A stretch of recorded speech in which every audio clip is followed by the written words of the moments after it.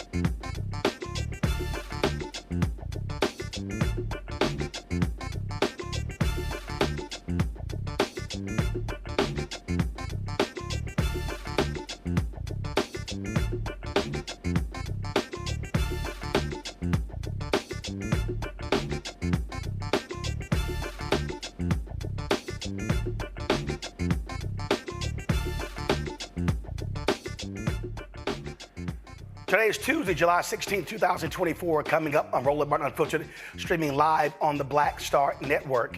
Donald Trump chooses Ohio Senator J.D. Vance as his Republican running mate. How do black folks feel about him? How has he done for black folks in Ohio? We'll talk to Ohio Congresswoman Shotel Brown about this former never Trumper. President Joe Biden just finished speaking to the NAACP in Las Vegas.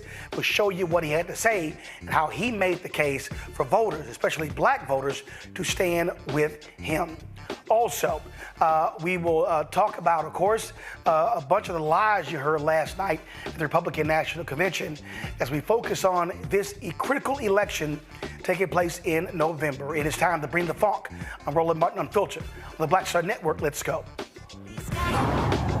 Whatever the miss, he's on it. Whatever it is, he's got the scoop, the fact, the find. And when it breaks, he's right on time and it's rolling. Best believe he's knowing. Putting it down from sports to news to politics. With entertainment just for kicks, he's rolling. It's on go, roll, roll, y'all. It's Roland Martin.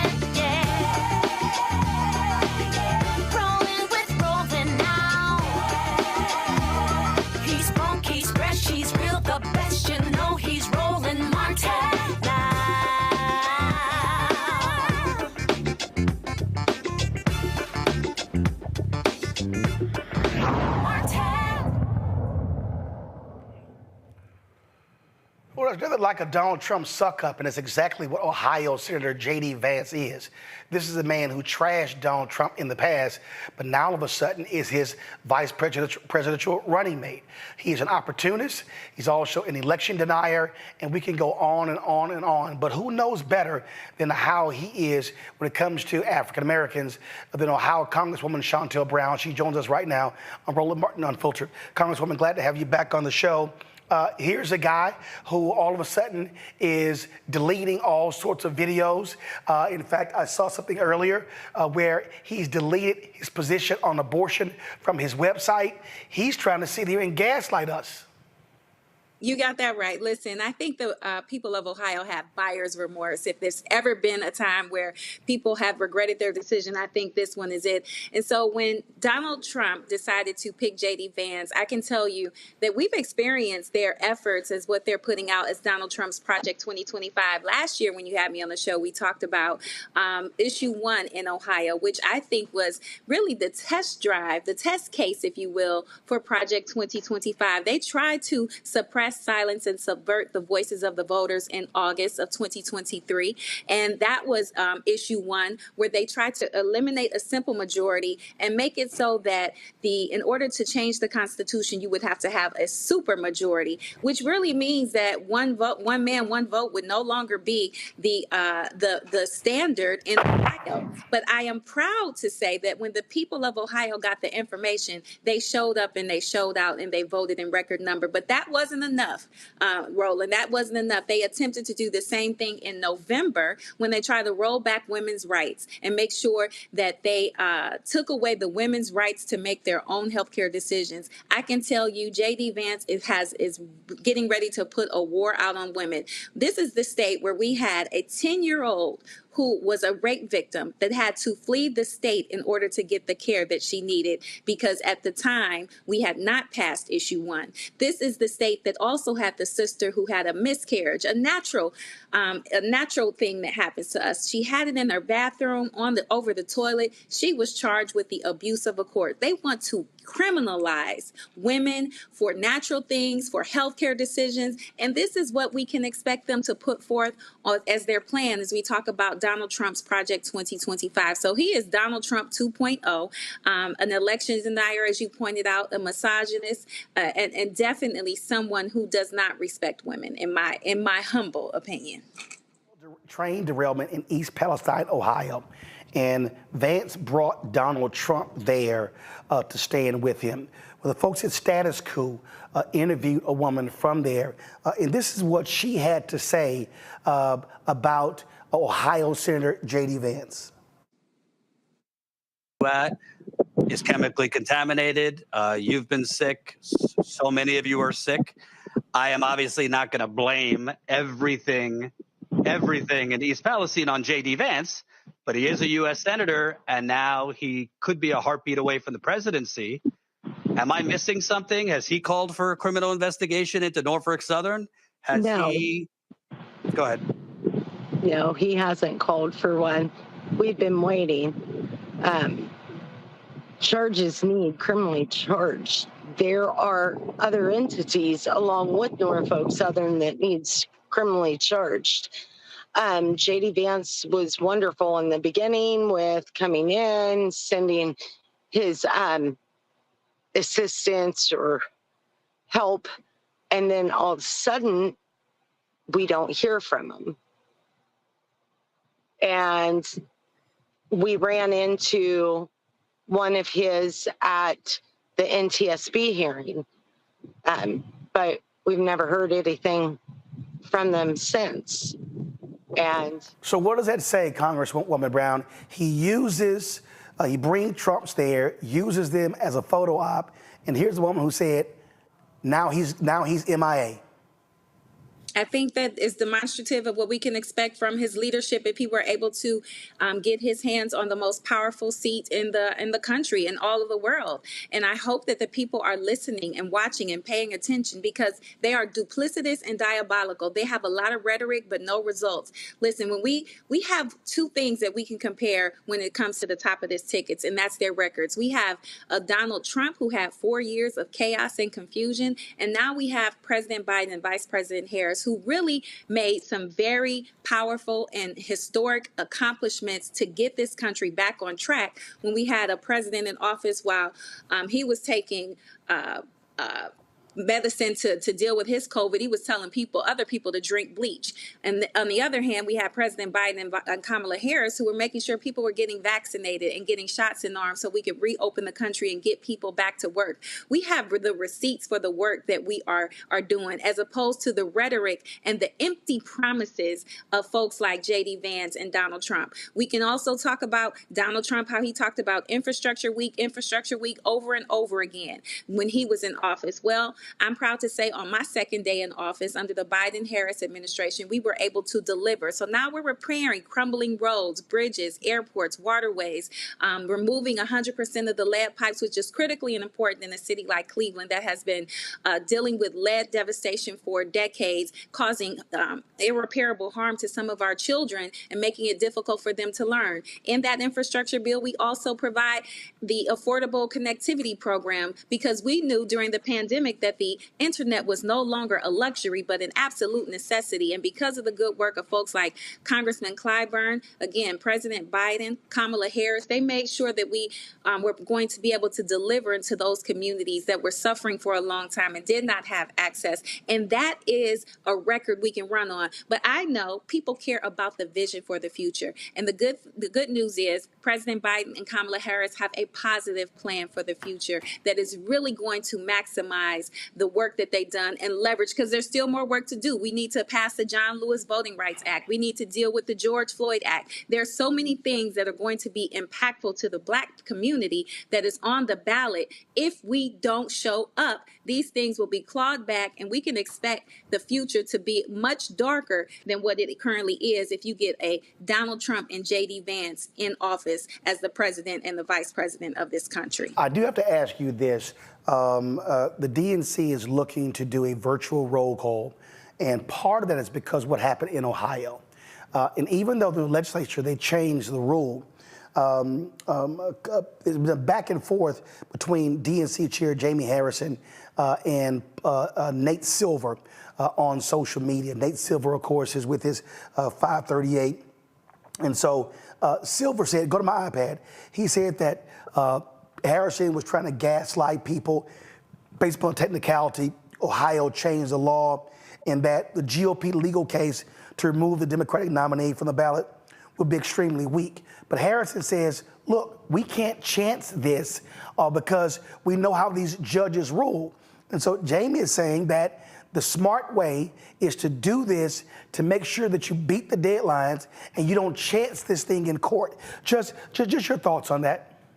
I trust our chairman, and I know that as an Ohioan, we cannot trust the Republican legislature or the executive to do what's right for the rest of Ohioans, let alone the country. We saw what they did in August of 2023, really upending their own rules. They said that they would not have special elections in August, yet they did because they thought that they could get away with suppressing, silencing, and subverting the voices of the voters by trying to pass issue 1, again, taking away that simple majority. So I cannot trust the Republicans, these extreme MAGA Republicans, I must say, to do the right thing. So I trust our chairman to do what is going to be the best course of action to ensure that we get Biden and Harris at the top of the ticket across the country.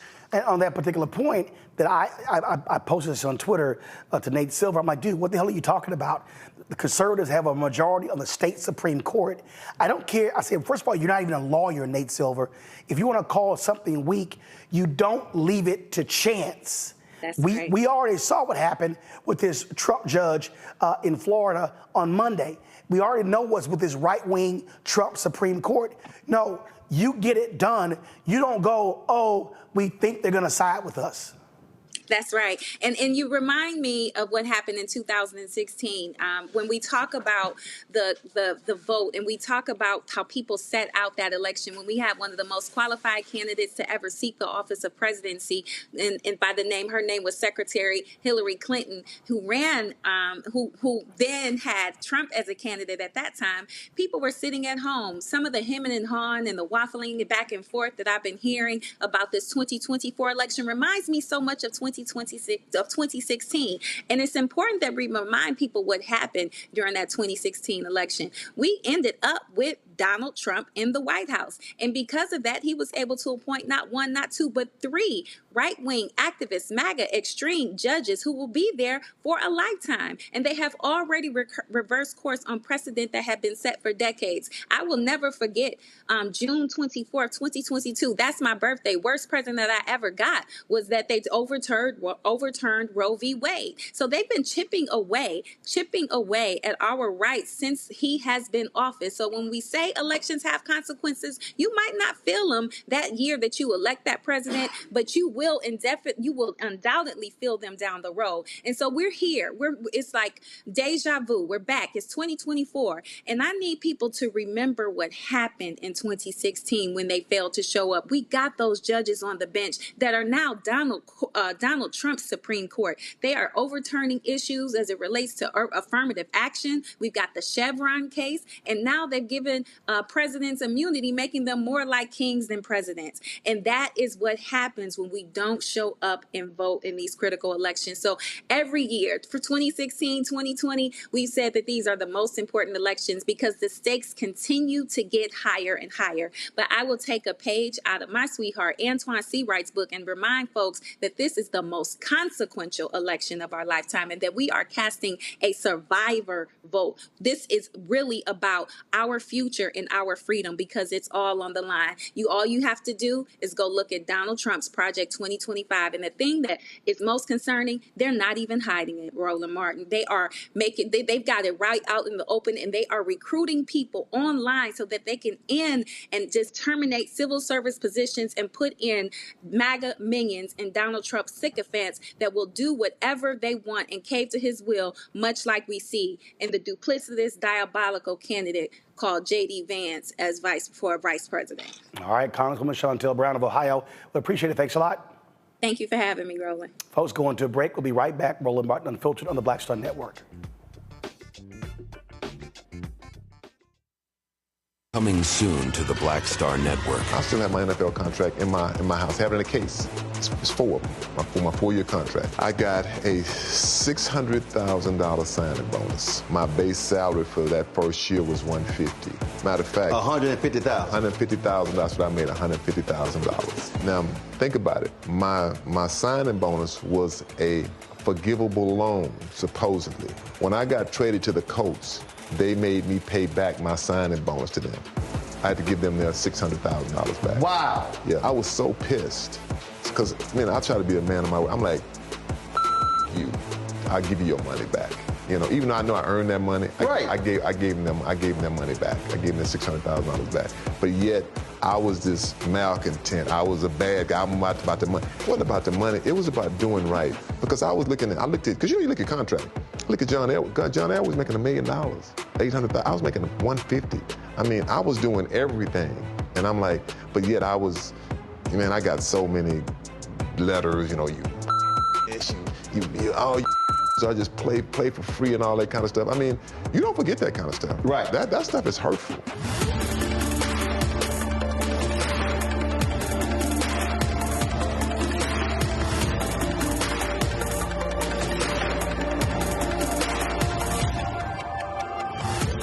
Me, Sherry Shepard, and you know what you're watching, Roland Martin Unfiltered.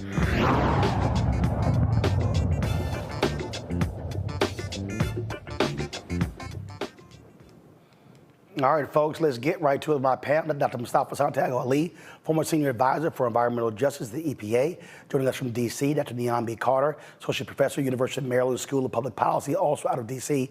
Dr. Larry J. Walker, assistant professor, University of Central Florida, joining us out of Orlando. Neon B, I'm going to start with you. I'm going to start, first of all, with what the DNC is doing. You've got a letter that some Democrats are sending saying, stop this. Don't do this roll call. It's not right.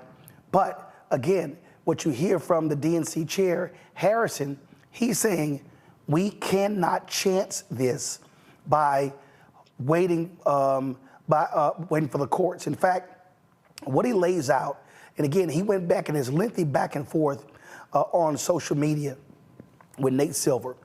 And this is what Harrison said, because Silver called it a technicality. Go to my iPad. Harrison said, for the last few cycles, it has always been a technicality for Ohio and other states to give a waiver to the RNC and the DNC for their convention certifications. He said, for the first time ever, Ohio didn't do so.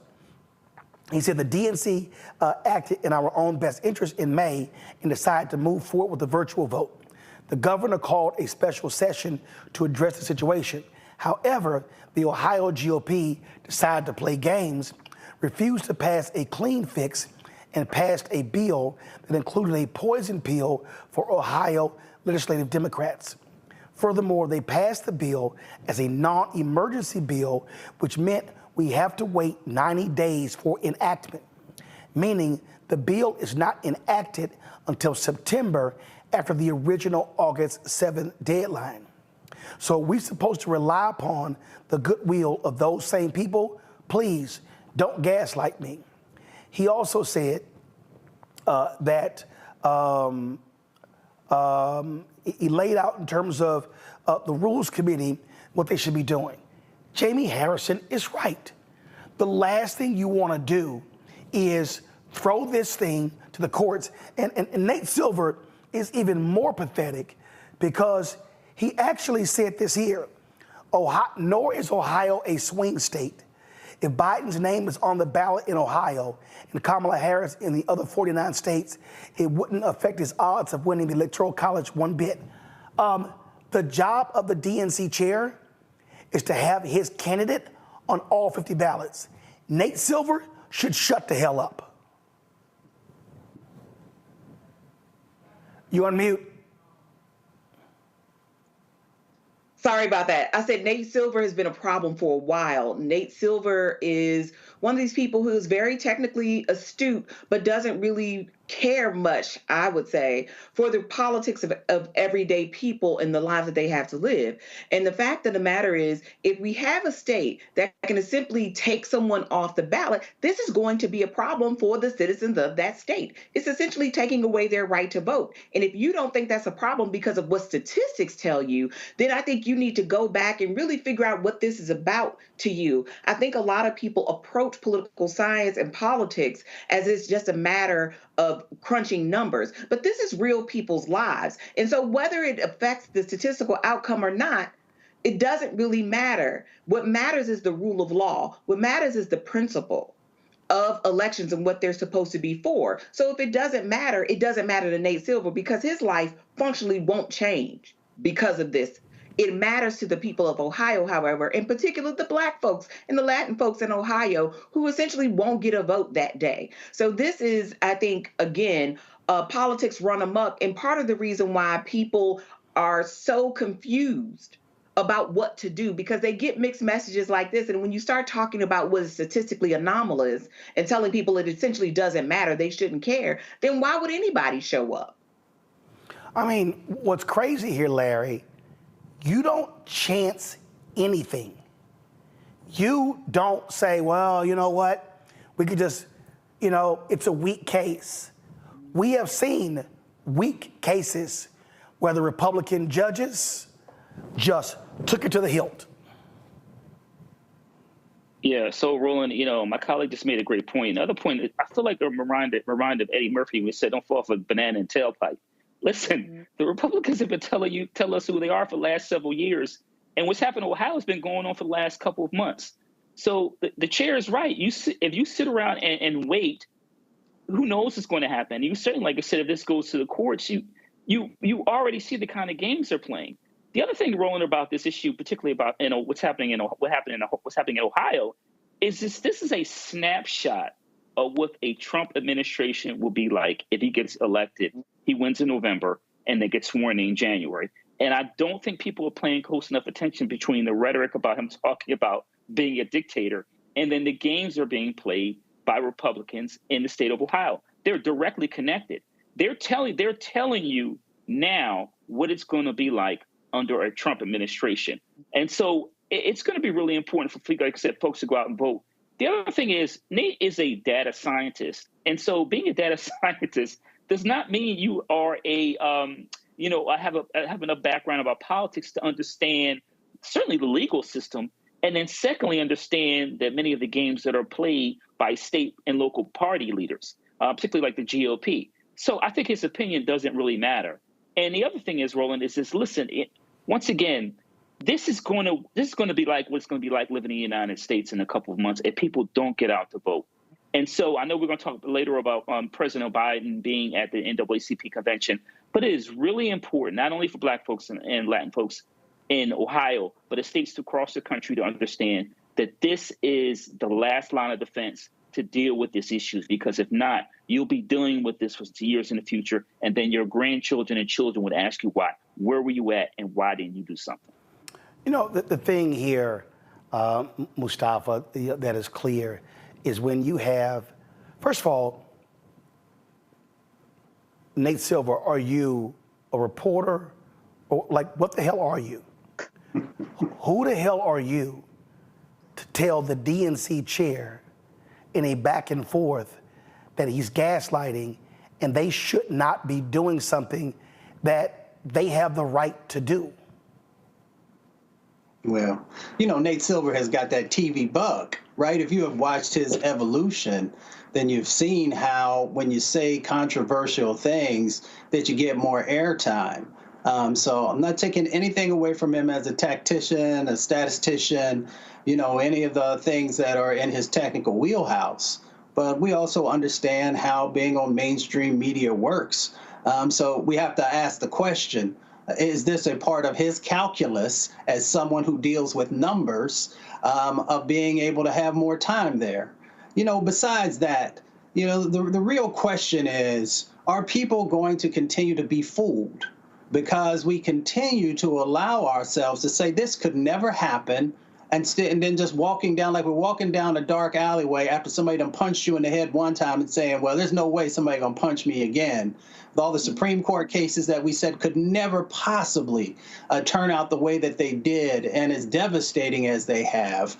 People saying, well, when they first heard about Project 2025, well, this couldn't possibly be as bad as folks on the Black Star Network have shared, or other folks. So I'm just wondering when folks are actually going to wake up and understand that there is a strategic set of actions that are being put in place. And with those strategic sets of action, there are also traps that they're hoping that you will step into, with the idea that this couldn't possibly happen. I couldn't possibly get caught in this bog, if you will, that would slow a process down, stop someone from being able to vote. So we just need to kind of wake up and understand that folks have actually thought this stuff through, and there is real intentionality in the things that we're dealing with in this moment. Well, I mean, absolutely. And, you know, as we sit here and we watch what's playing out, what people have to understand, game recognizes game, Niambi. You've got Elon Musk who said, "Oh, I'm not going to endorse anyone. I'm not going to contribute to any campaign."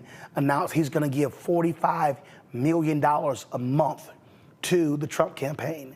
Now you've got billionaires, Mark Anderson, David Ben Horowitz, this Doug Leone, all of them now saying, "Oh, we're backing Trump." It's like, we see what's going on. What they want, and look, David Zaslav leads Warner Discovery. I don't care what party wins. I just simply want deregulation. They hate Biden because they've been stopping these monopolies. They've been stopping all of these mergers. These billionaires, people, everybody watching needs to understand these Silicon Valley billionaires are freaking out because the Trump tax cuts for the rich expire in January 2025. That's what this is all about. Oh, absolutely. It's always about money. I mean, and it's not just deregulation in that sense, right? They want the right to pollute. They want the right to abuse their workers, right? They want to stop unions, all of the things that people have fought for to enjoy reasonable accommodations in their workplaces. They want to get rid of all of that, in addition, having a tax code that is very generous to them so that they can maximize their profits. It's part of the reason why we're experiencing the high prices that we're experiencing now, because big corporations are gouging us, even though they could be making different choices to stop the pain, if you will. So this is always about money, and what these people are banking on, and what we have to recognize is we don't have their billions to keep us warm at night, is that they have enough money to keep themselves insulated and safe from the shenanigans of a Trump administration, while the rest of us will suffer. And they get to enjoy more money at our expense. You know, and again, you got this guy, Doug Leone, Sequoia Capital, all these venture capitalists. You know, we know what they're doing. We know what's going on here. And so now all of this shift that's going on here. And that's also what's happening on the Democratic side, Larry. You've got Adam Schiff, who's gotten called out because at a fundraiser, he privately said to the folks that, hold on one second. So Adam Schiff at this fundraiser, he with Biden at the top, he says that, again, go to my iPad. He was speaking to donors. He said the party's going to suffer major losses at Biden at the top, and they're going to lose the House, they're going to lose the Senate. They're talking only to donors. They're not talking to the base. They're not talking to regular average people. These donors, these Democratic donors are also rich people. So we see what's going on here. They want to control the process. And here's the thing, Larry. Jonathan Alter posted something on his social media where he was like, I don't know what Democrats are doing. You know, they're sitting here just trying to lose this race. And any young candidate can run and win. Guess what? They never name the young candidate. Mm-hmm. They never name how they're going to put together a national campaign on the fly in a matter of weeks. They can't explain the infrastructure. They can't explain how to raise money. But in their minds, oh, there's this magical, mystical, young, progressive Democrat out there that can win, but they never want to name them because the whole goal is not just to get rid of Joe Biden, it's to get rid of Vice President Kamala Harris. You hit it right on the nose, Roland. And, you know, I know you've been highlighting this point, and I also made this point to various platforms and people. This is not time to play musical chairs. It's July.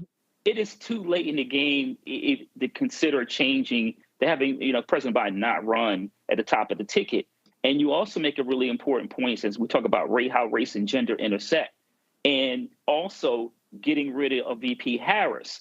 And it's just not realistic considering we just talked about Ohio and some of the other state guidelines. It is time for Democrats to join together and support the ticket to make sure that the Biden-Harris administration win. The other point you highlighting, Roland, and I think we talk a lot about Democrat and Republican parties, and, you know, obviously there are differences in policies. But we also want to highlight whether someone like George Clooney or other rich individuals. There are a lot of rich white male donors in both parties who have certain ideas about what the party should look like. We heard Carvell several weeks ago make disparaging comments about what the Democratic Party looks like as it relates, particularly issues relating, you know, policy issues and how, he sees women. So we have to be aware of, first of all, the views of these individuals, and also highlight that Black women are the backbone of the Democratic Party. And so if you ignore them, particularly, like I said, ask President Biden to drop out and then ignore that VP Harris, then what you'll have is a civil war within the Democratic Party, which I know you've also talked about. But this idea that, once again, that President Biden is going to drop out and you're going to choose some imaginary, white male candidate, because that's really what we're talking about here. It's not going to happen. And Black folks are not going to sit back and allow it to happen. The last point, Roland, I want to make is raised to President Biden is, in my opinion, once the CBC said that they were going to support him, in my opinion, this conversation was over. The CBC now is its highest number it's ever been. It's powerful. The minority leader is a member of the CBC, along other members who hold key positions. So in my opinion, once they made it clear they were going to support him and they hold significant power in the caucus, that he was going to continue to be the representative.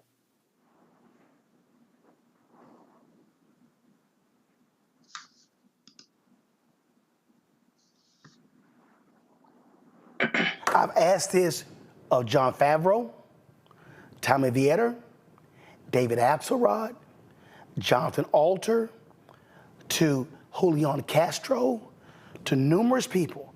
I keep saying, name me the candidate who y'all want to replace Biden. There's never a name. There's never a name. In fact, CNN had a story that says prominent Democratic pollster Stan Greenberg has been running the polling data. And here's the headline right here. Private efforts to nudge Biden to step aside continue. And so they go in here and they say, Democratic pollster Stanley Greenberg shared his take that Biden is on track to lose the election in a way that does deep damage to other Democratic candidates. We'll lose everything. It's going to be devastating. Guess what? Stan Greenberg is a business partner with James Carville. Stan Greenberg and James Carville, they're talking about gotta replace Biden. They never name anyone. Again, no board of directors fires the CEO and you not already have his or her replacement in line. You don't do it. You can't show me no smart university fires the president and not already have the interim tab to take over. No television network fires an anchor and not have the replacement in place. So it is dumb to go, let's get rid of plan A and we'll figure out plan B. You are literally inviting chaos. Now, I would suggest, Mustafa, that if these same Democrats have spent the last 18 days with their sight and focus on Trump and MAGA and Predator 2 and 25, and not Biden, it might be a different conversation. The Republicans don't even have to criticize Biden because you've got a handful of Democrats who are doing the job. Well, you know, privilege is addictive. And privilege also tells you that you know more than everybody else. And I'm not a pollster. I'm just a country boy. So what I usually do is I pick up the telephone and talk to folks. Now, I've worked in over 1,000 communities, the majority of them inside of our country. So I just pick up the phone and call folks. I guess maybe I am a pollster and I just don't know it. And I just ask them simple questions about who is it that you're thinking about and why are you thinking about them? And who is it that you're not thinking about and why you're not thinking about? Now, some folks may only know one or two folks, but they know the reason why they're considering voting for that individual. And I'm always amazed by these pollsters who I'm like, do you have any relationships with folks so that they actually tell you how they really feel about something? And I talk to black folks and brown folks and lower wealth white folks and indigenous folks and sometimes some other folks that are part of the mix of groups that I've worked with over the years.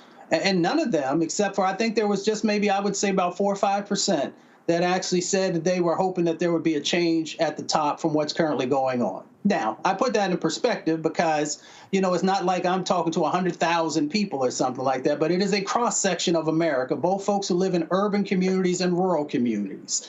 And I'm very clear with what they've shared with me. I did not try and lead them in any direction. I just wanted to listen. So I don't know where these individuals, whether in Washington, D.C. or in New York or California, are getting their information that the vast majority of people across the country are looking for this big change. What does happen is folks will share with me, well, I keep hearing on TV that everything is messed up.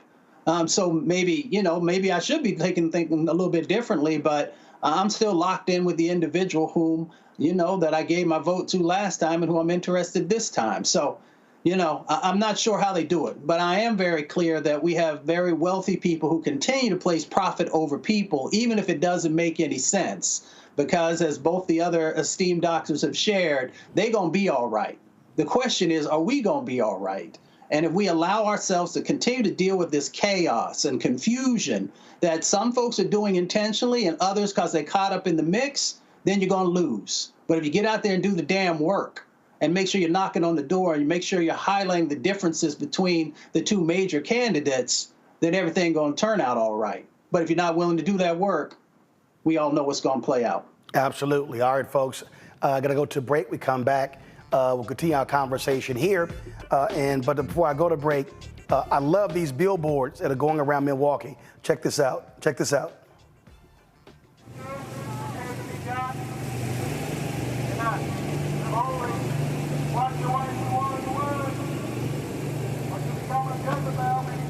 Absolutely right. He will be a dictator on day one.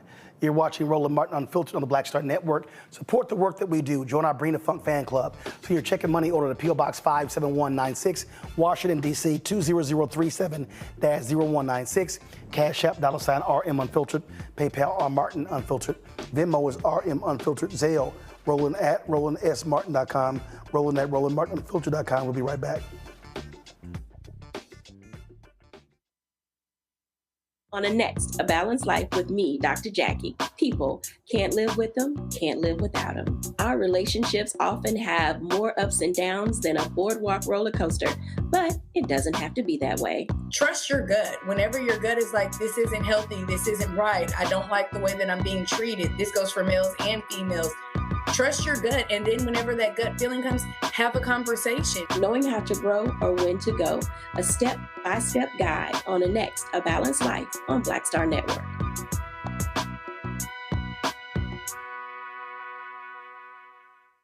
Good job, good pay, good life. Would you be willing to walk away from it to achieve real wealth? Well, that's exactly what this woman did. And boy, did it pay off. Once you make the decision that this is the direction that you're going to go in, I do believe that there's power in having a decided heart. Hear her story on The Next Get Wealthy with me, Deborah Owens, America's Wealth Coach, on Black Star Network. Coming up on The Next Black Table, a conversation with Professor Howard W. French on his new book, Born in Blackness. covering 600 years of global African history and helping us understand how the world we know today is a gift from Black people. There could have been no West without Africa and Africa. That's on the next Black Table with me, Greg Carr, only on the Black Star Network.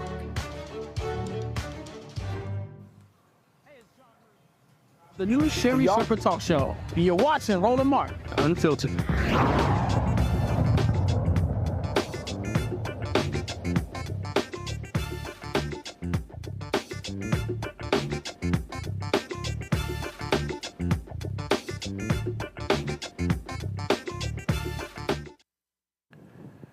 All right, folks, welcome back to Roland Martin Unfiltered on the Black Star Network.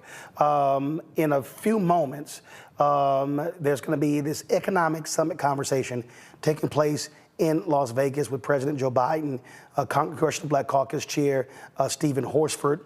It popped up a few moments ago, and so we're waiting for them to go back live to that particular feed. So let's do this here. Earlier, President Joe Biden spoke to the NAACP, and here is some of what he had to say. NAACP. And I am all in. My word, I am all in. President Johnson, thanks for the introduction and for your leadership, most of all for your friendship. And thanks to all the thousands of members across America that are here. One of the most important organizations in our country. And a special thanks, I mean it sincerely, to the members of Congress who are here, including Nevada's own Steven Horsford, Chair of the Congressional Black Caucus. I don't know where he is, but I know he's out there. As so many members of the CBC members defending freedom, like Benny Thompson of Mississippi, Chair of January 6th Committee. And the best friend anyone can have, Jim Clyburn of South Carolina.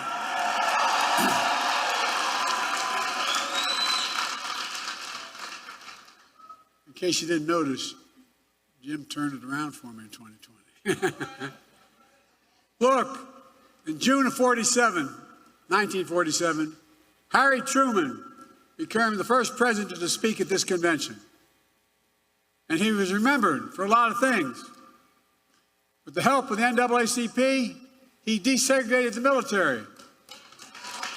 He laid the groundwork for the civil rights agenda. And he built upon President Kennedy by that. President Johnson, who signed the Civil Rights Act of 64, 60 years ago. Harry Truman was president, was often counted out, but is also known for something else. The story goes, Truman said, if you want a friend in Washington, get a dog. Well, guess what? After the last couple of weeks, I know what he means. But that's why it's so good to have real friends. I'm not being solicitous. I have real friends. So many of you have had my back, and I think I've had yours as well. And I will never forget it. Got a couple Delaware folks here still.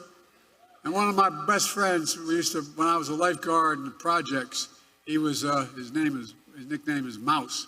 Mousy, there you are, pal. End up running longshoreman and loyal as hell. I'm truly honored to be here, to meet at this tense moment in this country, and it is a tense moment.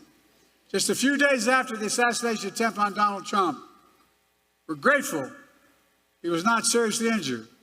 We continue to pray for him and his family. It's time for an important conversation in this country. Our politics has gotten too heated. I've said the Oval Office on Sunday night, as I made clear throughout my presidency, we all have a responsibility to lower the temperature and condemn violence in any form. You got to remember, in America, we're not enemies, we're friends, we're neighbors, we're fellow Americans. Most importantly, must fully and firmly reject not only political violence, but violence of any kind, period, no exceptions. We have to say with one voice that violence is not the answer. That's what we should rally around as a nation. That's the unity I'm talking about. Few organizations know that better than the NAACP. For the race riots in Springfield, Illinois in 1908. The NAACP was formed. That's what started it. You know the pain and the price of violence. You understand if you're going to talk about standing against violence, you must stand against all violence. You must stand against violence perpetrated against presidential candidates in Pennsylvania. You must stand against all violence. The violence perpetrated against George Floyd in Minnesota, against black veterans like police officers Eugene Goodman on January 6th, and black election workers like Ruby Freeman and Shane Moss in Atlanta. You have to stand against the violence and intimidation of white supremacy that murdered innocent lives in that grocery store in Buffalo, New York when I went up there. Mother Emanuel Church in Charleston, South Carolina was standing against the violence that murdered children in Sandy Hook and Uvalde. Concert goers in Las Vegas.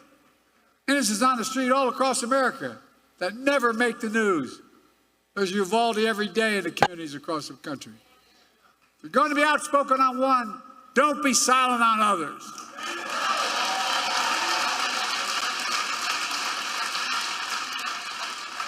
If we're going to speak about violence, we're going to speak about guns. More children in America die of a gunshot wound than any other reason. That's stunning and that is sick.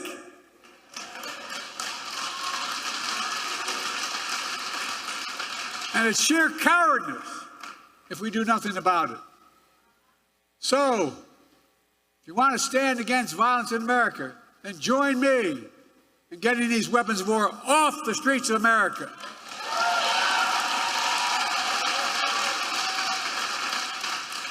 An AR-15 was used in the shooting of Donald Trump, just as it was an assault weapon that killed so many others, including children. It's time to outlaw them. I did it once and I will do it again.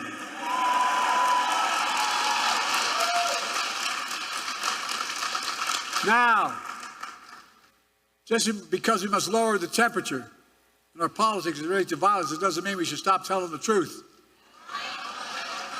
Who you are, what you've done, what you'll do, that's fair game. As Harry Truman said, I've never given anyone hell.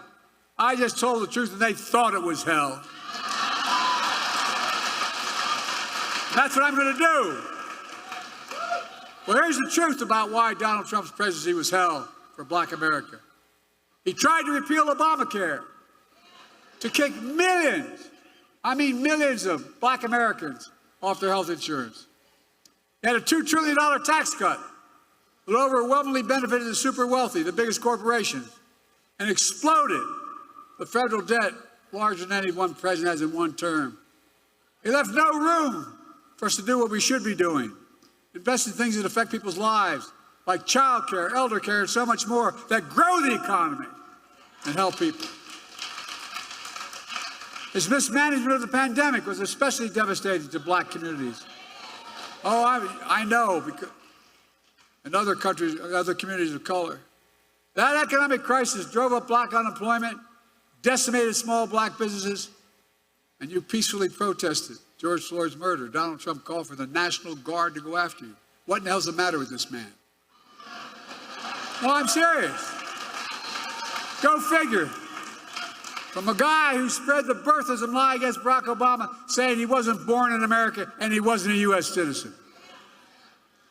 Of course, here's what he thinks of black jobs. I love his phrase, black jobs. It tells a lot about the man and about his character. Folks, I know what a black job is. It's the Vice President of the United States.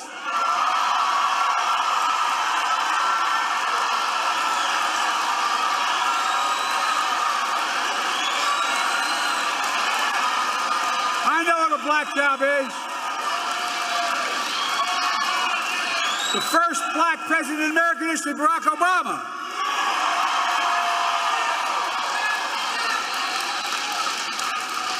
I was vice president to Barack, and she is my vice president. I nominated the first black Secretary of Defense in American history. He's doing one hell of a job. I nominated the first black woman to the United States Supreme Court. It mattered. It mattered. And I promised myself, and I promised America, that my administration would look like America. And I'm proud that we have the most diverse administration in all of history that taps into the full talents of our nation. That's who we are. These guys don't get it. That's why we're so successful. No, I'm serious. That's what makes us the greatest nation on earth. That's not hyperbole. Folks, it's because of you that I'm president and Kamala Harris is vice president. And by the way, she's not only a great vice president, she could be president of the United States.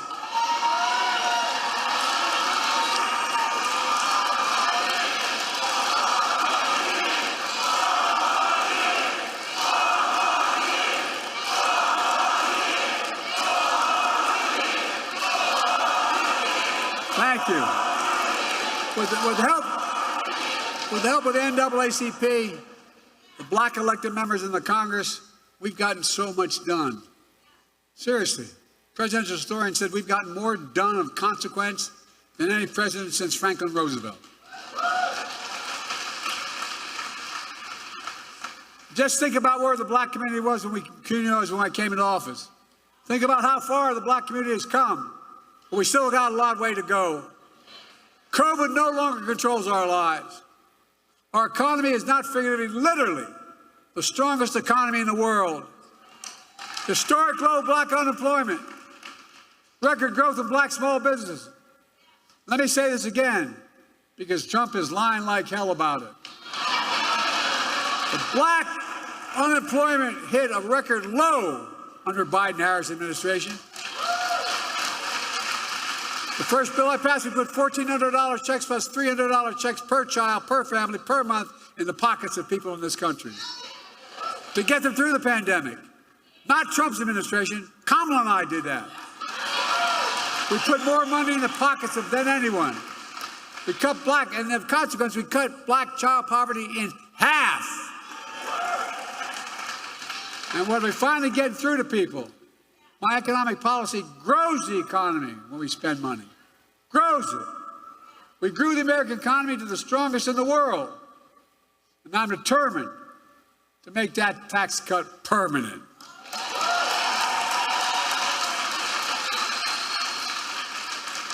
No child should ever go hungry in America. And by the way, all the data shows they can't let them tell us we drive up deficits. They drive up deficits, folks. When you have child care, guess what? Mom or dad can work. And the child can be safe. We're connecting black neighborhoods that were cut off with old highways and disinvestment decades ago. My city, Wilmington, Delaware, I-95 runs up through what used to be the black community, divided it, 6 lanes wide.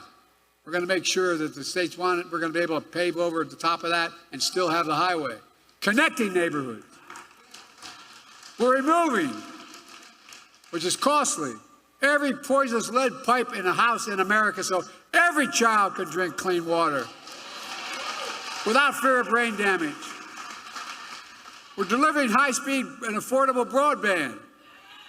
No child should have to sit out in the parking lot with their moms in front of a McDonald's so they can get online to do their homework. And because of you, we're not only protecting Obamacare, you allowed me to increase it, making health care more affordable. We're putting, and by the way, more than it's ever been, millions of African Americans now have health care because of what we've done. We're putting home ownership within reach. How do you generate generational wealth, no matter what community you're from? I know how we did it when everything got stuck in Scranton and we no jobs. Moved to Delaware. Dad worked like hell so he could get down payment to buy a small house. That's how you build equity. as small as a 3-bedroom split-level home with 4 kids and a grandpa living with us. But it was a home, and he was able to build some equity. Look, we're making the most significant investment in climate ever in all of history.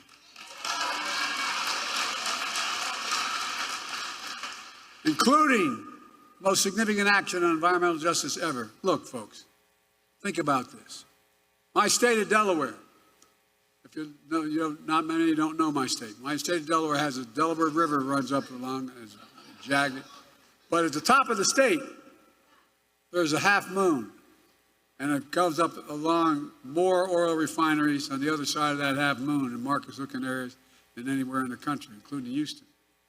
And guess what? The wind blows southeast. We had the highest cancer rate for the longest time. But you know who's affected? Fence line communities. And you know who the fence line communities are? Black communities. And I promised, as we make this legislation work, we're going to take care of those communities first. First. I mean it. Same way in Louisiana, same way in other places. Look, we've received student debt for more than 4 million borrowers. A significant amount are black borrowers. I don't know how many have called me, say, Mr. President, or God, I've gotten phone numbers, I've called them back. Mr. President, thank you. I couldn't get married. My debt was so large. I couldn't have children. I couldn't think of, no, I'm serious, you know it. I couldn't buy a home. But what you did, you freed me of my debt, and you gave me $10,000 for a down payment in a home.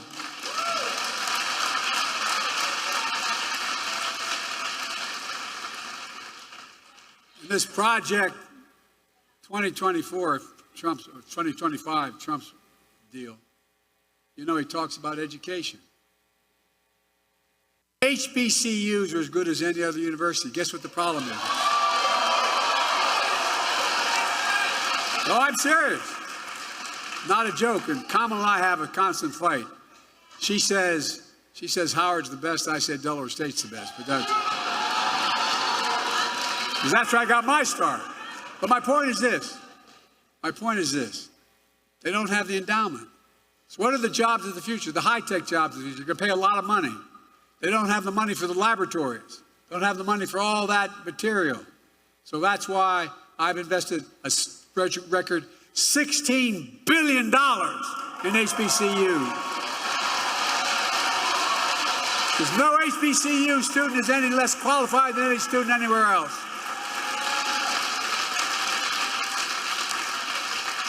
And by the way, we're making sure that no one goes to jail for the mere use or possession of marijuana. The record should be expunged. It holds them back. All told, because of you, the NAACP, we're making the most significant investments in Black America ever in all of history. We're seeing the results. The racial wealth gap is the lowest it's been in 20 years. Inflation is down in 3 years and coming down further, and we're going to have, as they say, a soft landing. Folks, you're going to see us grow faster and faster. That's not just my view. It's the view of 16 Nobel Prize-winning economists who put out a statement looking at my economic plan and Trump's. They said, my plan will continue to lower inflation, continue to grow the economy.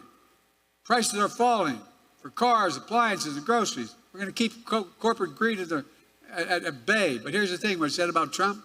They said, his policies will cause a recession. No, by the way, these are not a Democratic outfit. 16 Nobel laureates. Look, I come from the corporate state of the world, Delaware. I know how they work. There's more corporations incorporated in my state than any state in America, all combined. But that's what? We have to deal with corporate greed now. No, it is. Corporate profits are double since the pandemic. And they keep bringing prices down. We have to bring prices down further. Look, folks, the idea that corporate-owned housing is able to raise your rent $300-400 a month or something, under what I'm about to announce, they can't raise it more than $55.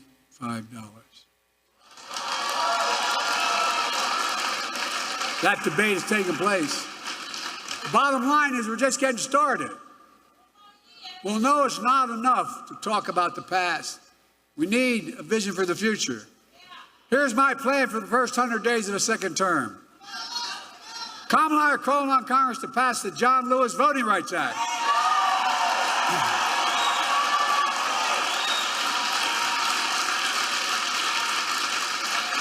I did all that I was constantly able to do with executive authority, but we need the act. And we need to pass the Freedom to Vote Act. And I'll sign them both into law immediately. And guess what? Come hell or high water, we're going to restore Roe v. Wade as the law of the land.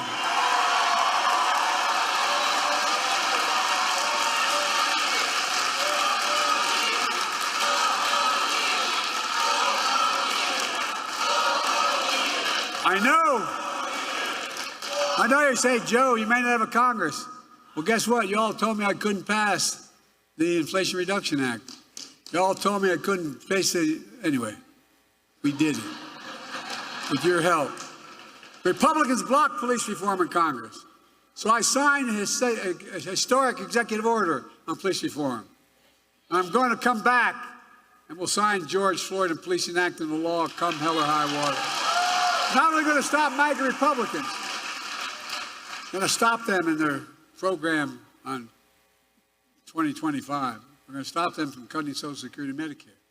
I'm going to expand Social Security and Medicare by making the very wealthy begin to pay their fair share. We're going to bring rents down, as I said. We're going to build 2 million affordable homes and cap rent increases of 5% a year so corporate landlords can't gouge. Anyway, I don't want to get going. I'm going to get very upset. But they're just gouging Americans.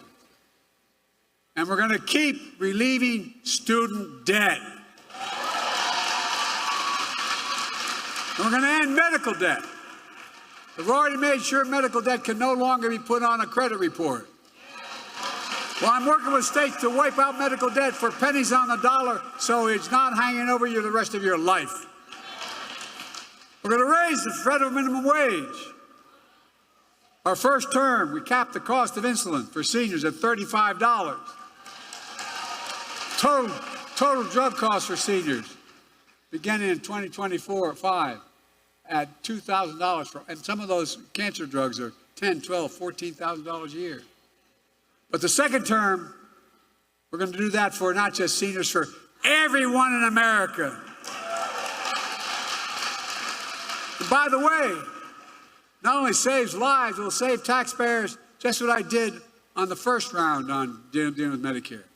It saves the taxpayer $160 billion because they don't have to pay these exorbitant prices to these, anyway.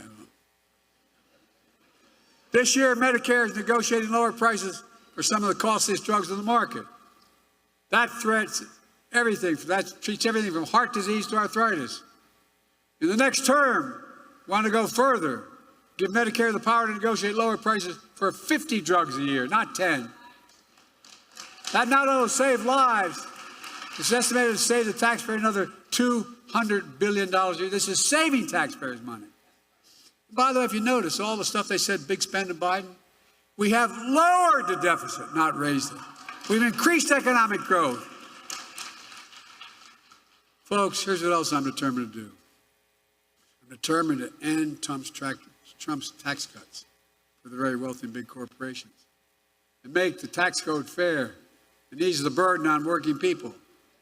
I kept my commitment that no one making less than $400,000, I never saw in my life till I got elected president, will pay a penny more in federal taxes. But here's the deal. We have in America, since the pandemic, 1,000 billionaires. 1,000. You know how much in federal tax they pay? 8.2%. That's their federal tax, 8.2%. We're going to make billionaires pay a minimum of 25%, which is low. No billionaire should pay a lower tax rate than a teacher, a firefighter, a nurse, a janitor. That's simply ridiculous.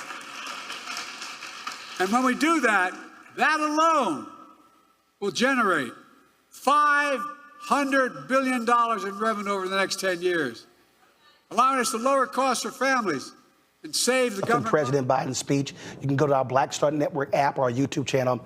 You can see the rest right now live in Las Vegas. Congressman Steven Horsford, chair of the Congressional Black Caucus, is speaking at this economic summit conversation. Let's go live right now. Doing everything right to feel like you're not getting ahead. But because you voted, this diverse district delivered. And we came through for President Biden in 2020.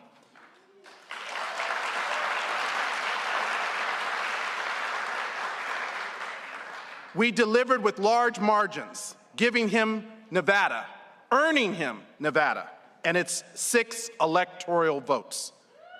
And because of you, the President and Vice President Kamala Harris delivered. It's because of you that we got COVID relief, infrastructure, the Inflation Reduction Act, capped the cost of insulin at $35 a month. It's because of you that we reduced child poverty by 50%. And it's because of you that we fought for and won meaningful climate action, the first bipartisan gun safety legislation in decades, and student debt relief. And the list goes on and on. And today is no exception. Because of you, President Biden is here to share some more good news. Just this morning, the White House announced that our application that was developed and submitted by our community was selected for $50 million in funding for Marble Manor. All right, folks, we're going to do a split screen here. We're going to keep that going. We're going to wait to see if President Biden speaks. I'm going to go to my panel here. I'm going to start with you, Larry. You heard what the president said there. Very vigorous, talking about what he accomplished for Black America, what he laid out in the speech to the NAACP, Donald Trump could never say. And you also notice Donald Trump has no plans and will not be at the NAACP convention in Las Vegas. I doubt he'll be at the National Urban League next week or the National Bar Association or any other Black convention. Roland, I don't even know if former President Trump knows what NAACP means, right? So, he's not going to be there because we obviously made the joke, and President Biden certainly made an excellent point about what Black jobs, that comment that former President Trump made about Black jobs. But listen, President Biden and VP Harris have a comprehensive record of addressing issues that have impacted the Black community. I think people really don't understand in terms of, first of all, the forgiving student loans. I know a number of friends who had their student loans forgiven. And this is how you build Black wealth, because Black people are more likely to incur debt because we come from underserved communities, but underinvested. So the student loan forgiveness alone has had a huge impact on people that I know. They can now buy homes, they can invest in land, they can send their kids to college and make other important investments. So that by itself is critically important. Roland, we also have to talk about the Infrastructure Act and the CHIPS and manufacturing, science and manufacturing bill. All these bills lead to stimulating the economy. So we also have to make the mention, as President Biden talked about, in April of last year, we had the lowest unemployment rate ever recorded by the Department of Labor. This is critically important, as we just remember a few years ago how high the unemployment rate was during COVID and after COVID. In addition to that, the Biden administration has made it a priority to make sure that the resources come from the federal government to make sure there are more Black-owned businesses. So he obviously has a lot of clear points he made, and they're very important in this election year. Let's go back to Las Vegas right now. Protect the progress that we've made and build on it.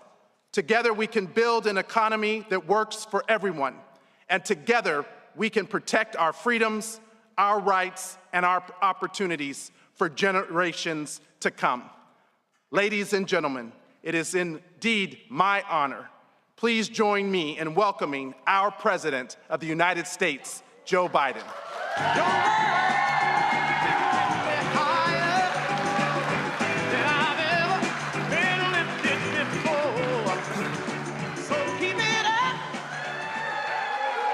Hello.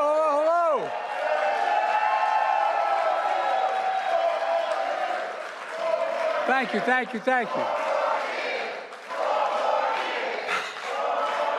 Thank you, Stephen, for hosting this summit. You're a good friend, and I'm always grateful for your leadership, and I mean that sincerely. And thanks to all of you for being here. You're part of an economy that I've always believed in, and we're finally building. The days of failed trickle-down economics are over. We're building an economy from the middle out and the bottom up, so that when that happens, the middle class does well, the poor have a shot, and the wealthy still do very well. We're also providing and proving that Wall Street didn't build America. The middle class built America, and unions built the middle class. And our plan is working. For example, my administration announced today that Southern Nevada Regional Housing Authority and the City of Las Vegas will receive, as pointed out, $50 million grant, allowing the city to renovate and build hundreds of affordable housing units. Invest in early learning, which studies show increase the prospects of 3 and 4 and 5 years old being able to finish high school and go all the way down to community college. To continue to support small businesses. Small business makes up half the economy, not just the Fortune 500. Small business makes up half the economic growth in America. I want to thank Steven for his leadership on all of this. You know, it grows the economy. It's what we've been doing from the start. We inherited a pandemic and a historic economic crisis. As soon as I came to office, I signed the American Rescue Plan to turn things around. For example, it funded $1 billion for Nevada to help boost affordable housing, help 8 million families avoid foreclosure and eviction, stay in their home when they're little or no income in the depths of the pandemic. And now, 8,000 new homes are being built across Clark County for families, seniors, and veterans. This grows the economy. It grows the economy. But that's not all. We're continuing to take corporate greed, take it on, getting our rents down. On my watch, America has been building more houses and apartments than any time during the Trump presidency. And Steven's help, a few months ago, I came here to Nevada and announced the boldest housing plan in a generation to make housing more affordable for working families. And that includes building 2 million more homes, providing $10,000 tax credit for middle-class families buying their first home with incomes under $200,000 a year. It's going to help lower housing costs. It's going to help people start to build wealth. Today, my administration is sending a very clear message to the corporate landlords. We are going to cap rent increases at no more than 5% a year, period. We're letting them know if they abuse the system, you'll lose valuable federal tax breaks. We also just announced a new initiative to repurpose federal land that we no longer need to build affordable housing. Here in Nevada, that would support 15,000 or more affordable homes. It matters. This matters. As soon as we came to office, we also changed the way the Paycheck Protection Act worked under my predecessor. When he favored big businesses to qualify over mom-and-pop businesses, we moved women and minority-owned businesses and small businesses to the front of the line instead of keeping them at the back of the line, as my predecessor did. This grows the economy. We increase funding for Minority Business and Development Agency, which my predecessor tried to eliminate. By increasing funding, we can help even more entrepreneurs from underserved communities grow and expand their business. We're increasing the share of federal contract dollars going to small or disadvantaged businesses from 10% to 15% of all the funding that's available. And this grows the economy. In addition, we're relieving student debt for borrowers across Nevada. The Supreme Court blocked my original plan to help more than 40 million working and middle-class American students get relief, but they couldn't stop me.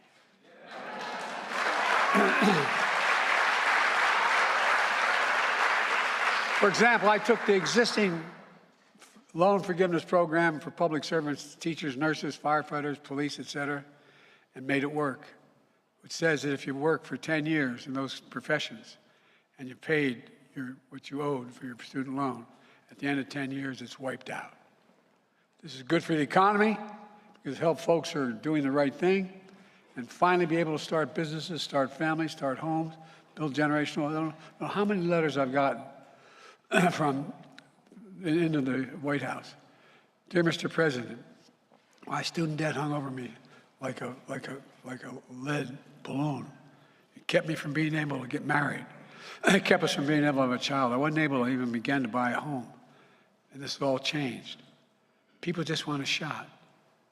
But take a close look at what Trump and the MAGA Republicans are proposing in Trump's Project 2025. They'd cut off funding for all Hispanic saving institutions, all Hispanic serving institutions, including community colleges like the College of Southern Nevada, where we're here today. They would repeal my bipartisan infrastructure law that's already invested $3.7 billion for Nevada right here in this state, like America First high-speed rail line. That's going to take you from Las Vegas to Los Angeles in 2 hours, create over 30,000 jobs, and guess what? Save billions of tons because of pollution. Because people, all the studies show, you can get from point A to point B in a train or a vehicle at the same distance, you take the train. We'll also invested $90 billion to replace poisonous lead pipes here in Nevada. So every child can turn on a faucet and drink clean water without fear of getting brain damage because of what's going on. We're doing the same thing by delivering affordable high-speed broadband to every Nevadan. Remember how Trump promised Infrastructure Week? Every week for 4 years? He didn't build a damn thing. Nothing. Now his Project 2025 repeals all we're doing. That's what he wants to do. The bottom line is this. Because Trump failed in handling the pandemic, lives were lost, and our economy tanked. And now we're back. Jobs are up. Wages are up. Tourism is back. The economy is growing. Inflation is down and continues to go down. And 16 Nobel laureates last week put out a paper saying that America's economy is going to grow under me and inflation will continue to go down. But they say under Trump's plan, these same economists say we'll fall into recession and inflation will be badly damaged hardworking Americans. In fact, Trump's calling for a 10% tariff on everything imported to America, including basic necessities like fruits, vegetables, coffee, and more. The economists tell us his plan would cost working families a new tax of $2,500 a year. We can't let that happen. And by the way, these aren't liberal economists. These are Wall Street Journal economists. These are economists from the major institutions in America. We have to do more. That's why I'm determined to finish this job. Look, let me tell you my 100-day agenda, and I'm not going to keep it real long. We're going to make sure you own more and you owe less. That means we're going to keep relieving student debt. We're going to end medical debt. We've already made sure medical debt can no longer be put on a credit report. We also work with states to wipe out medical debt for pennies on the dollar. We're going to raise the federal minimum wage. We're going to pass the PRO Act and end union busting once and for all.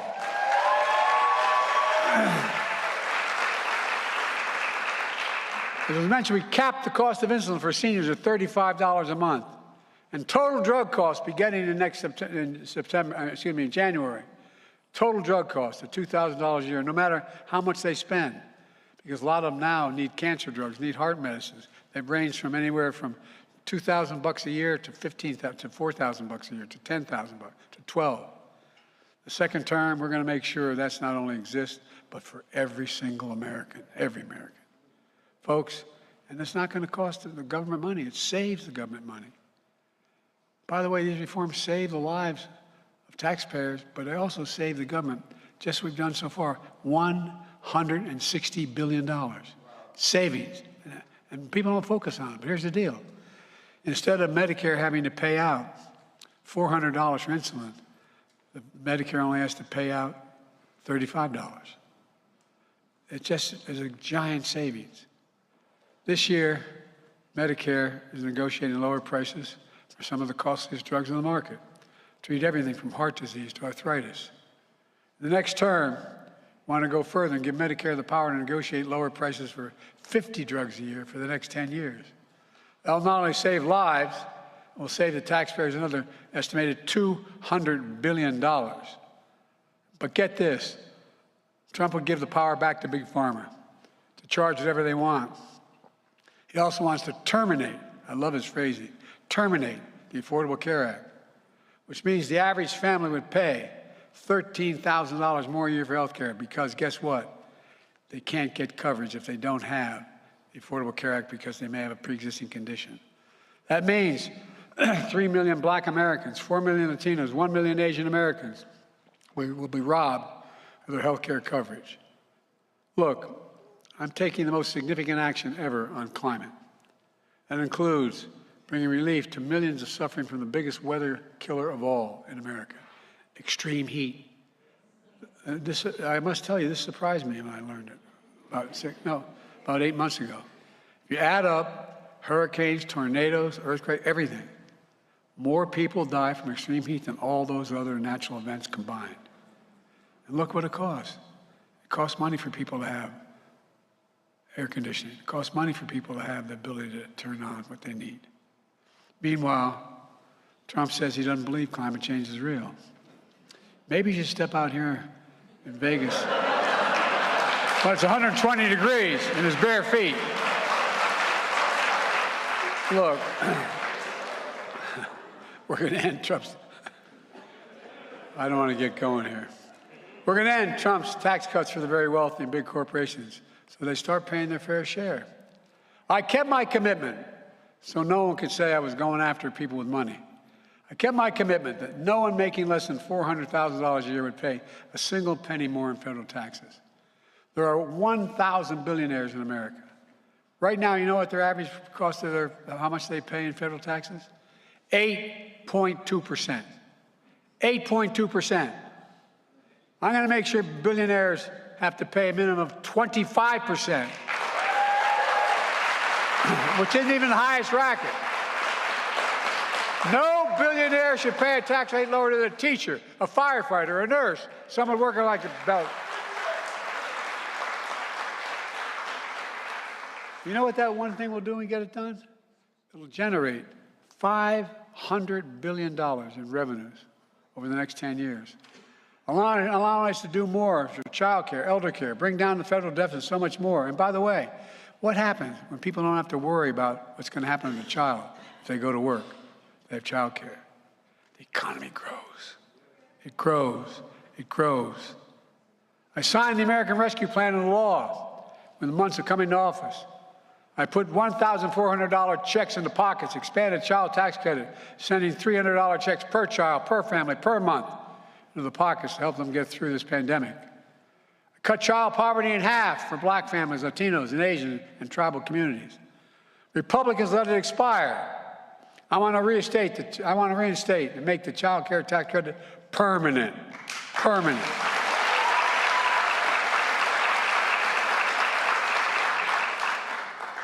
There's so much more I want to say to you, but I'm resisting.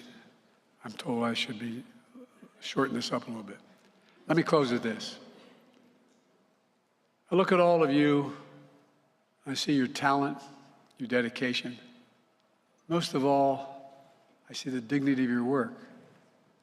That's what I can honestly say. Honest to God, I've never been more optimistic about America's prospects than I am now. Never. We just have to remember who we are. We're the United States of America. There is nothing beyond our capacity when we do it together and work together. And that's what we're going to do. God bless you all, and may God protect our troops. Thank you, thank you, thank you. Folks, you were just watching President Joe Biden there speaking at the Prosperity Summit there in Las Vegas, put together by Congressman Steven Horsford. I'm going to go to Niambi Carter. Niambi, again, we heard what the president laid out there. We heard what he laid out in the NAACP speech. Again, as I'll say, you can have that minstrel show at the Republican National Convention, having them roll out DEI Monday, having the chick with the tattoo stamped on her forehead speak, who's irrelevant, as well as them other Black Republicans. But out of all of those speeches last night, Mark Robinson, Tim Scott, John James, all of them, you did not hear anything specific to Black America.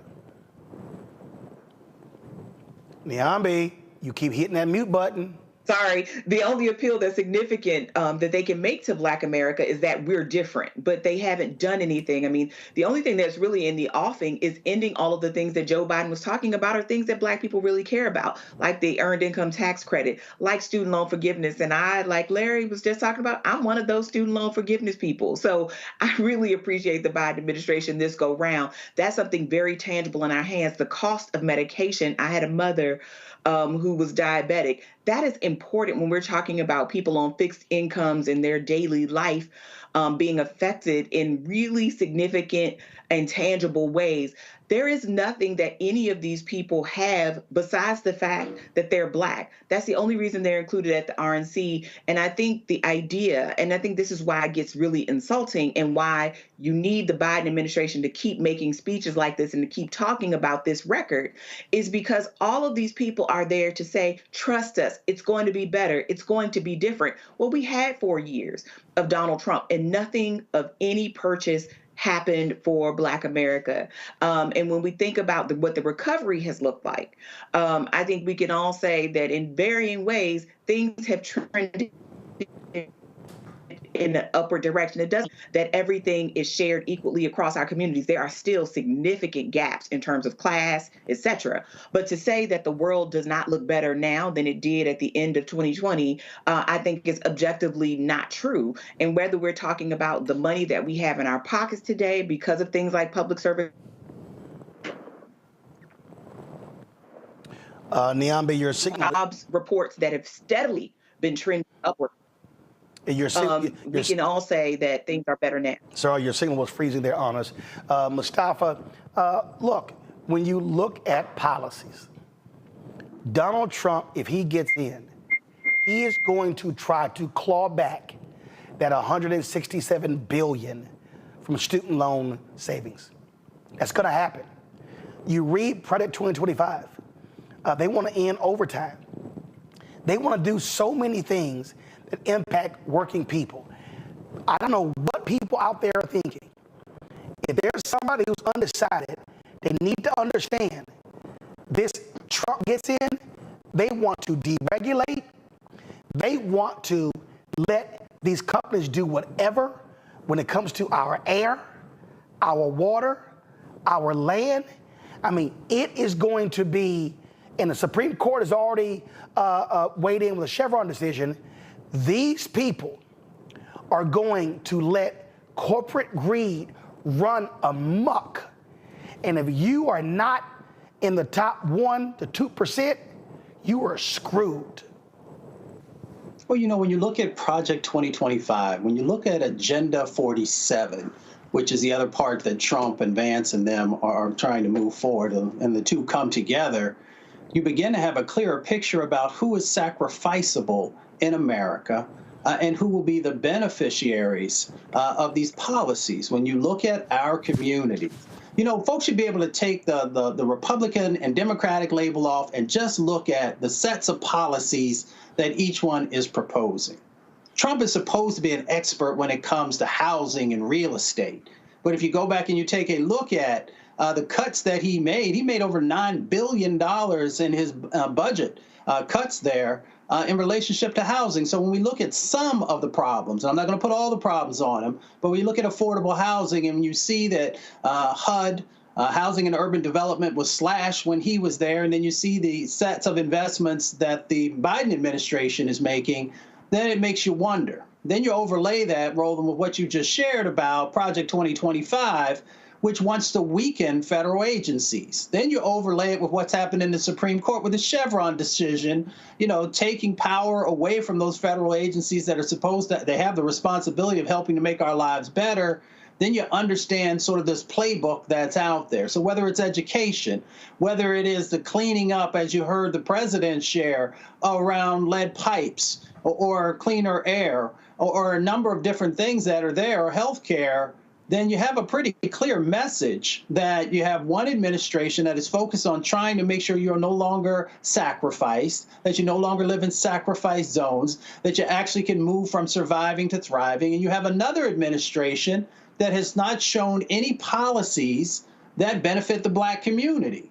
So as many other folks have said, I'm baffled by individuals who say that, one, I'm not going to vote, or two, I'm going to vote for somebody who is literally trying to make sure that my family doesn't have the ability to be able to thrive. So it is a choice. We live in a democracy, but it makes you question, do you really love Black people if you're willing to vote for somebody who you know is going to damage the lives of Black people? Folks, hold tight 1 second. When we come back, I told y'all Robert F. Kennedy Jr. was a fraud. Now we really know he's all about helping Donald Trump.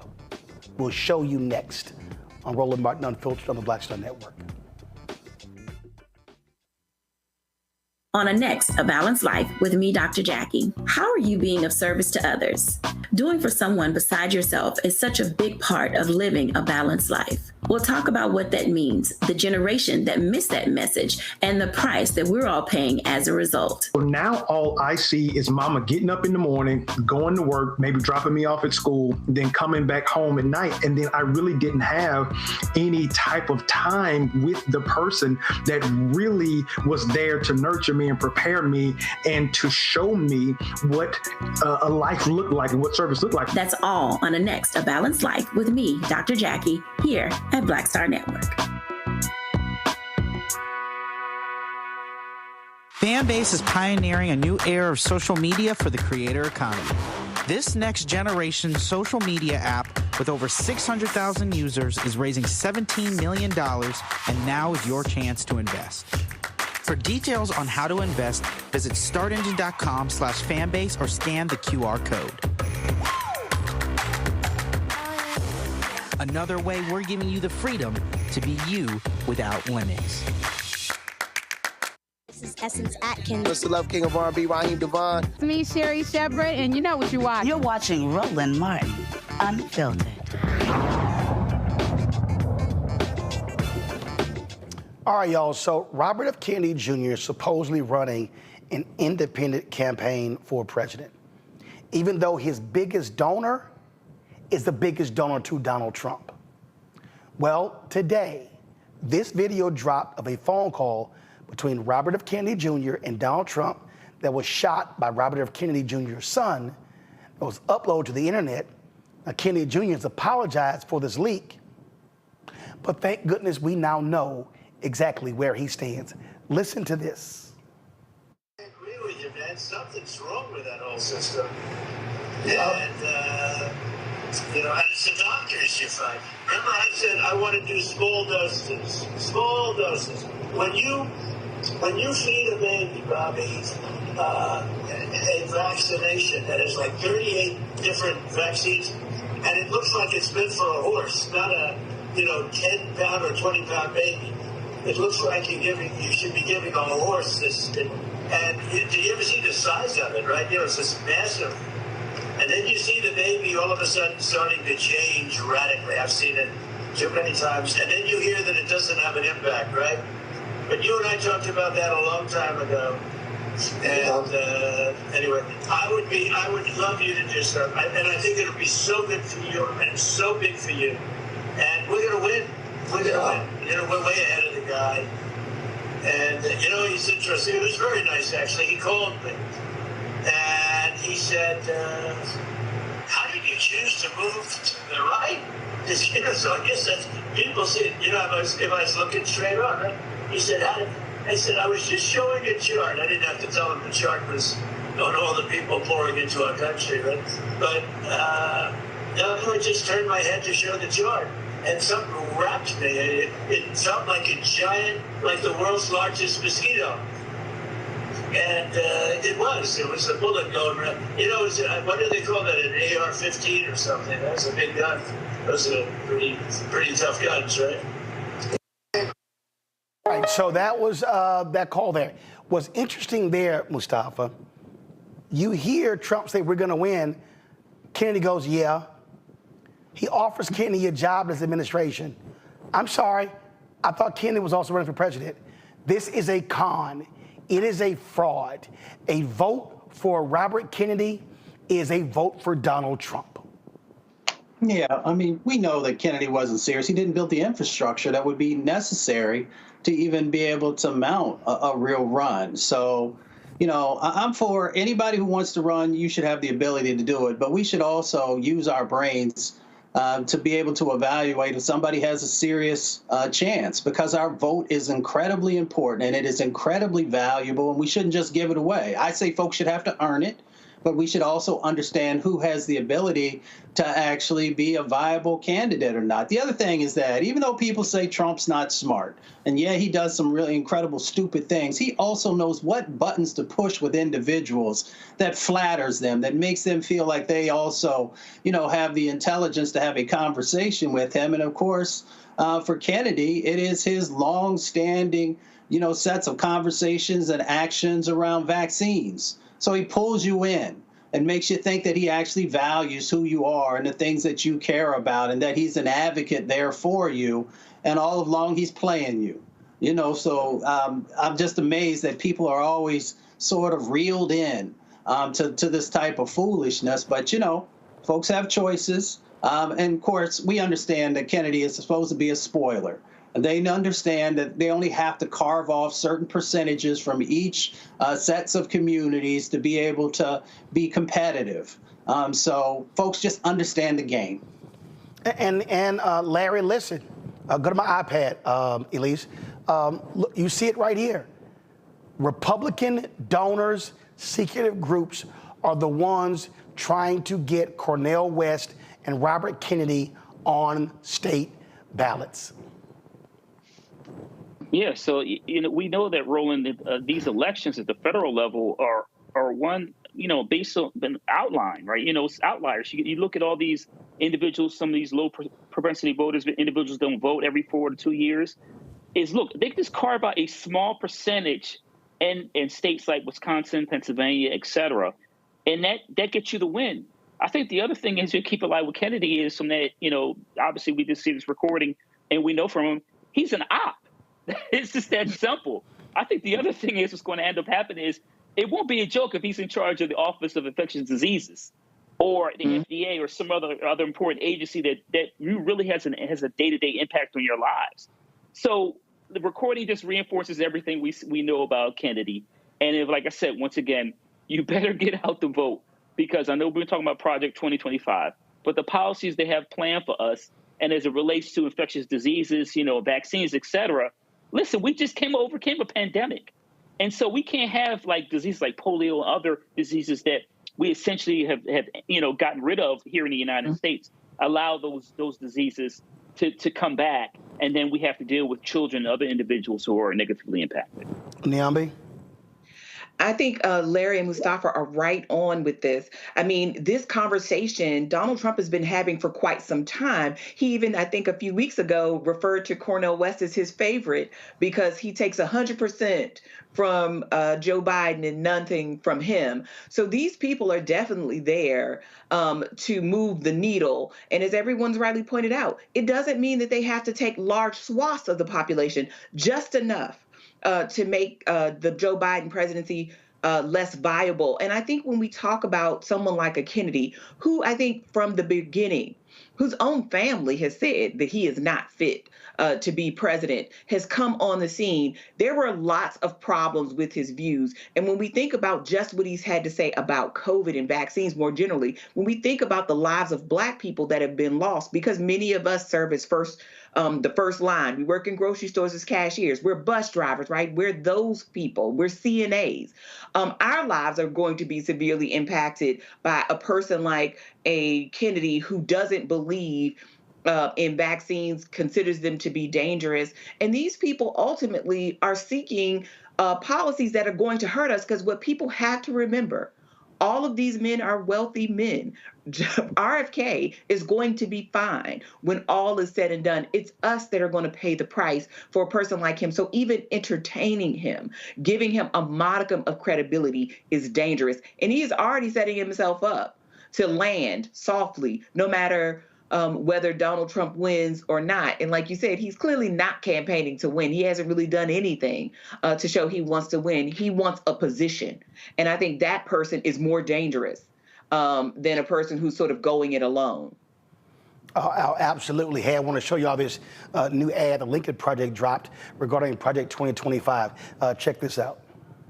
Welcome to the Trump 2024 convention, brought to you by Project 2025. This week in the horrible city of Milwaukee, Wisconsin, you'll see the best of the Trump Project 2025 party. It's a bold vision for a bright future. With Trump Project 2025, you'll love how new tariffs will make everything more expensive and set off runaway inflation. We know you'll appreciate paying for the big tax cut our struggling billionaires need. When you seniors are done freeloading, check out Project 2025's plan to end Medicare, Medicaid, and Social Security. So get out of that nursing home bed and get back to work. And ladies, this convention has so much in store for you. With Project 2025, you'll learn how good you'll have it in the kitchen. Girls, if your marriage isn't working out, you'll need Project 2025's helpful tips to keep the romance alive, even if he's abusive, because we're getting rid of divorce. And if Mr. Wrong gets you pregnant, welcome to motherhood, because we've ended Roe v. Wade and we're going to criminalize birth control. And minorities, well, you didn't need those silly voting rights anyway. For you Jews, Muslims, Mormons, and other fake religions, you'll get a head start on learning America is a Christian nation. Project 2025 is Donald Trump's plan for your future, and it couldn't be any brighter. Project 2025 Bright Future Guarantee applies to white evangelical Christian men only. Other conditions may apply. Offer not valid in a functioning republic. You like that, Diambi? I think it's clever. Project 2025 understands politics, they understand messaging, and they said it very well. And I think one of the things we have to remember, these people are not just white supremacists, they're Christian nationalists. And they have a vision of the world that they want to impose on the rest of us that have no bearing and no relationship to the Constitution that most of us know and understand. So these people absolutely want to make their religion the state religion. They were already started in places like Louisiana, and other places where they're putting the 10 Commandments in the classroom. I mean, these people will not stop until they reach a place that they think is acceptable in the eyes of the God that they serve. And I don't think that's a God that looks like most of the gods we serve. So this is dangerous. Larry. We mess around. The United States is going to be like a bad science fiction movie in a couple of months, Roland. This is not a joke. And, the Lincoln Project always does a really good job of messaging and reaching out to people. And I hope that particular, message is being delivered to individuals who might decide to vote for Donald Trump. But this is not a joke. And, some of those black and white stills you saw of decades going by, we could end up right back there in a couple of months if we're not careful. Mustafa. It makes you wonder, why is it that the Democrats haven't been able to create these types of educational messages that are very clear and to the point? And if you see that the Lincoln Project is able to do it, then maybe you need to start making investments in other places with those who can also share these very important lessons. It's interesting also, Project 2025, if you're from the street, you understand. It's telling you, I'm going to punch you in your mouth. And they're asking you, what are you going to do about it? And so we still have individuals who are willing to just take a step back and be like, well, it's going to be what it's going to be. No, it's going to be what it's going to be if you don't get engaged, if you don't vote. And not just vote, but really to think clearly about, what do you want the future of your community to look like? What do we can talk in the broader concept of what you want the country to look like, but everything starts at home. It starts in your community. And these folks are telling you that they are going to strip your rights away, that they are going to take resources away from you. Now, if somebody reached their hand in your pocket, would you just let them take the money out of it? Because that's exactly what you do when you don't vote, when you don't get engaged, when you don't educate yourself. You're saying, it's all right, go ahead and reach in there. Or you can do whatever you want with my family. Or you can tell me where I can live. Or you can tell me what I can and cannot eat, or what I can breathe. Can I breathe clean air because I need permission from you? And that's what this is really all about, and even more expansive. So we need to just wake up, and we need to get engaged. Absolutely, absolutely. And it's also not feeding to this nonsense. I don't know what Van Jones was thinking on CNN when he said that child, bald-headed child with a tattoo, is somehow going to break up the Democratic coalition and just lead a mass of black people. Let me tell you something. Republican pollster Alex Castellanos just sent me this tweet. And he said, I'm not sure they do. Van Jones is concerned that the Democrats' black wall could crack. Not unreasonable to suspect that young black men are moving. I had to hit his ass back by saying, I've had black pollsters on. That's bullshit. But it's amazing how these people threw out nonsense on TV, Niambi, back with no data, no information at all. Van Jones is a grifter. Let's just put it out there. He says what he thinks is a hot take that will give him some engagement online. Black people are not following Amber Rose. She is not anybody's model of black politics. This woman is just that. She's been the wife and the girlfriend of some famous rappers. She's an influencer of some sort, but this woman does not speak for black people. She does not speak to black people, and she certainly will not be the reason that there will be a mass exodus of black people from the Democratic Party or any other. So if they're banking on her to do anything, they should get their money back, because it's not going to happen. And Van Jones knows this is a bad take. I don't believe that he is this daft or this thick. Van Jones just says what he needs to say on TV, because this is foolish and ridiculous.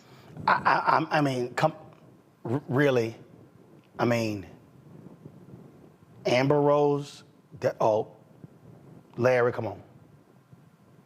So I want to admit something, Roland. I don't want to admit. I'm from Philly, just like Amber Rose. The difference is, I understand there's a long black history of black activism from the city of Philadelphia. So I don't know what she's talking about. She ain't it. Consistent, like I said. Yeah, she ain't. Yeah, Let's be real clear. Amber Rose ain't no James Baldwin. She ain't no Ruby Dee. She ain't no Ossie Davis. She ain't no Harry Belafonte. She ain't no Paul Robeson. She ain't no Stevie Wonder. Hell, she ain't no Kerry Washington. She can't even touch black folks in entertainment who've been involved in activism and politics. Yeah, and it's just sad. I mean, you know, and the other thing about the Republican Party, they're always finding these black folks that are like C or D actors or entertainers. I don't know what it is, because they can't find black folks who actually have an idea about how dangerous these policies are and articulate it. Look, she got what she wanted, but what all it did was cost her soul. And so I've heard some of her story talking about being a single mother and all these other things. But what about her sons? I mean, this is real. This is going to impact their life if Donald Trump gets in office. And once again, once he gets what he wants, you know, she spoke yesterday. Once he gets elected, he's going to continue to strip all the rights away from women. And this is going to have a particularly negative impact on black women, these policies, this overtime rules and some of these other changes. Let's be clear about that. So it's a contradiction in terms. And like I said, as someone from Philly, I'm not claiming. I just sit here and laugh, Mustafa, at somebody give a speech and it's like, oh my God, that was amazing. That was wonderful. Oh my God, Go ahead. Well, you know, when you don't know any authentic black people, then yeah, that might sound like something to you. You know, it's interesting. Celebrity and privilege, as I've often said, is addictive, and you will do anything. Many people will do anything to hold on to it. And as Larry said, you'll even sell your soul. You'll sell the people out that you said that you are, you know, in alignment with, in solidarity with, to be able to, you know, continue to have the camera on you. You know, we are a brilliant people, but sometimes we don't slow down long enough to understand when people are trying to pimp us, when they are trying to use us. And the Republican Party, well, in the form and fashion that it is at this particular moment, has no problem, not only in having a minstrel show, but also in trying to find ways to pimp us. They do it by making sure that they don't have the respective policies. They do it by getting into our back pockets and into our pocketbooks and purses and all these other types of things. And sometimes we're not paying attention. And that's why not only this network, but other folks who folks have trust in are so incredibly important to say, maybe you need to take and pay attention to what's going on here, or here's some information that you can then read and dissect and then start to make the decisions that will be beneficial for your community. So I'm very clear. Black folks is the only folks that can speak for black folks. Period. End of conversation. Larry, Niambi, Mustafa, I appreciate y'all being on today's show. Thank you so very much. Folks, that's it for us. Be sure to support the work that we do here. Let me tell you something right now. I know BET got their interview today with President Joe Biden. They're going to air it tomorrow. I know Complex ran their interview with Joe Biden. But guess what? We were the only black media outlet that actually aired his NAACP speech. That's it. None of the rest of these people, not these blogs, not BET, not Black Enterprise, not The Griot, not Blavity, not Essence, not Revolt, not TV One, not Urban One, not any of these folk. This is why this platform matters. Because see, you can't wait on mainstream media and some other black media folk who care more about entertainment than news and information to cover the stuff that matters to us. And so your support allows us to be able to do the work that we actually do. So you can see your check and money order. P.O. Box 57196, Washington, D.C. 20037-0196. Cash App, $RM Unfiltered. PayPal, R Martin Unfiltered. Venmo is RM Unfiltered. Zelle, Roland at RolandSMartin.com. Roland at RolandMartinUnfiltered.com. And of course, don't forget, download the Black Star Network. Apple phone, Android phone, Apple TV, Android TV, Roku, Amazon Fire TV, Xbox One, Samsung Smart TV. And folks, on Thursday, we're going to be in Atlanta. We're at the International Machinists Union.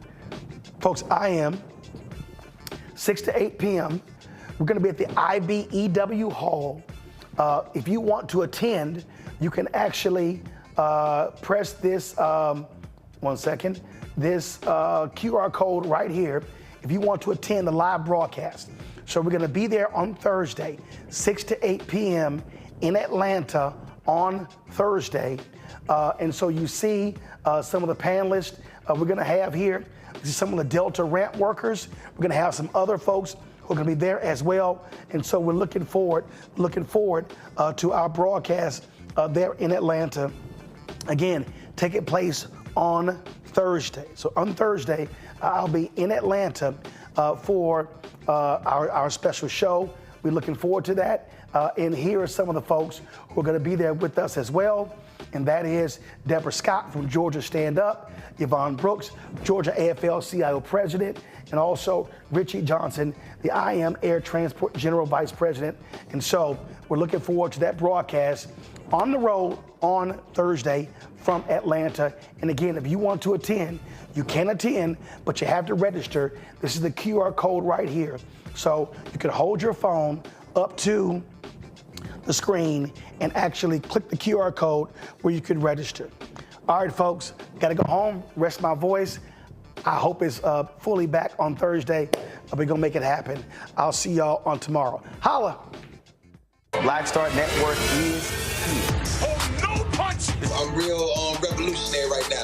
Thank you for being the voice of Black America. All momentum we have now, we have to keep this going. The video looks phenomenal. See, there's a difference between Black Star Network and black-owned media and something like CNN. You can't be black-owned media and be scared. It's time to be smart. Bring your eyeballs home. You dig?